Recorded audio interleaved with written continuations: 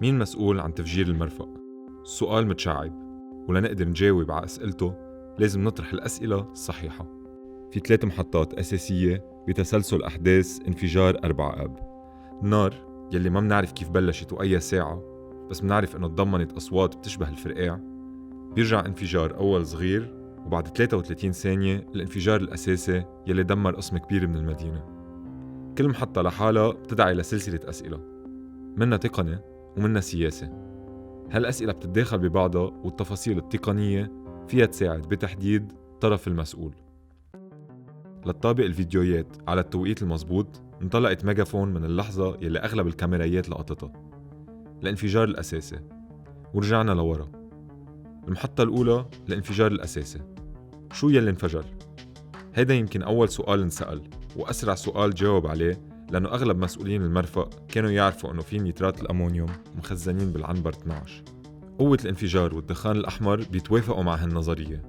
هيدا السؤال بيفتح على غير أسئلة. كيف إجوا النيترات ومن وين إجوا وليش إجوا هو موضوع بعد أهم، والتحقيقات مستمرة فيه. مين خزن كيس نيترات الأمونيوم بهالطريقة؟ قديش كمية نيترات الأمونيوم يلي انفجرت؟ بعض الخبراء عم بتقدر أنه كمية نيترات الأمونيوم يلي انفجرت على 6 و8 دقايق أقل من المعترف فيه. إذا الكمية أقل، يعني في حدا أخذ الباقي، وفينا نستنتج أنه في أطراف كانت مستفيدة من وجودهم. والجواب لهالسؤال ممكن يدلنا على المجرمين. مين مسؤول عن نيترات الأمونيوم؟ ومين أخذ قسم منها ولوين؟ وبما أنه نيترات الأمونيوم صعب ينفجر وحده، إذن هل انفجرت مادة تانية معه؟ وإذا تبين أنه إيه، منصير عم نحكي عن نوع إجرام تاني بحط متفجرات أو فرقاع بعنبر مليان نيترات أمونيوم. بالفيديو يلي صوروه شهود عيان ساكنين أمام البور، أحدهم اسمه عماد، فينا نشوف مصدر الدخنة بوضوح من الجهة الشمالية للعنبر رقم 12، وبتضل بشمال العنبر لحد آخر لحظة قبل الانفجار. المحطة الثانية، الانفجار الأصغر. 33 ثانية قبل الانفجار الأساسي بيحصل انفجار أول وأصغر ومليان غموض. مرور 33 ثانية بين الانفجارين بيدحض نظرية أساسية، يلي هي أنه الانفجار الأول هو يلي أدى للانفجار الأكبر. الاستنتاج هون أنه على الأرجح الانفجار الأصغر مش هو يلي دغري ولع الانفجار الكبير، بس الأكيد أنه أزم النار وعلى الحرارة بقلب العنبر.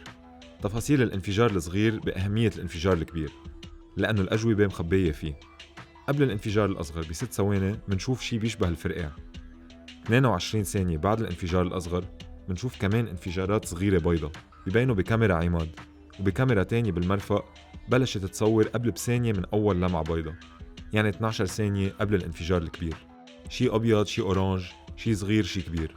المؤشرات بتقول إنه يلي مبين ومسموع هو فرقاع. وأحد موظفين البور قال إنه هو حط فرقاع بالعنبر. إذن السؤال، مين ترك فرقاع بعنبر فيه بقلبه نيترات أمونيوم مصنفة خطيرة وقابلة للاشتعال؟ بيّنت التحقيقات الصحفية ليال بو موسى إنه كان في كونتينر بالعنبر رقم 12 كبروا مترين بمترين وعلوه مترين تقريبا، شو في بقلبه؟ قالوا له ما في شيء. وبيقول الصحافي رياض قبيسة في معلومات بس ماني أكيدة بتقول بأنه هذا الكونتينر مربوط بشيء خاصه بمواد ممنوعة. هل انفجرت مادة تانية مع نيترات الأمونيوم والفرقاع؟ إذا إيه، منصير عم نحكي عن جريمة من عيار آخر. البيت عنا هبط كله علينا عمر أولى. شو هي المواد المتفجرة؟ ومين حطها بنفس العنبر؟ المحطة الثالثة، الحريق. كل المعلومات الموجودة اليوم بتدل إنه الجريمة بلشت بحريق. بعد ما منعرف شو سبب هالحريق.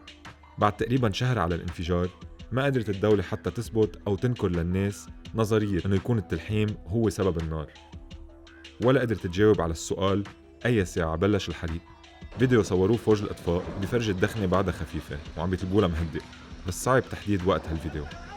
بناءً على تقرير البي بي سي، فوج الإطفاء تلقى اتصال عن النار الساعة 5:54، ووصل على العنبر رقم 12 بعد 8 دقايق، يعني الساعة 6 ودقيقتين، يعني قبل الانفجار ب6 دقايق. المواد المنشورة على الانترنت قبل هيدا الوقت قليلة جداً. أول توثيق للنار صار كمان الساعة 5:54، وقت نشر الصحافي نبيه بولس صورة للنار على تويتر. بيقول الصحافي إنه بلش يصور من بيته من بعد ما سمع هدير وصوت بيشبه الفرقاع جاي من البور. ليش ما تحذر فوج الإطفاء عن وجود مواد متفجرة بالعنبر رقم 12؟ هل المسؤول بالمرفأ ما كان عارف بنيترات الأمونيوم أو كان عارف وما حكى؟ لأنه اثنين غلط. كان في على القليلة 14 دقيقة بين الاتصال والانفجار. ليش ما صار في طلب لإخلاء المنطقة؟ أسئلة كتيرة وبعد بينزاد عليها، بس بتتلخص بالتالي: مين قرر يحط نيترات الأمونيوم بالعنبر بهالطريقة؟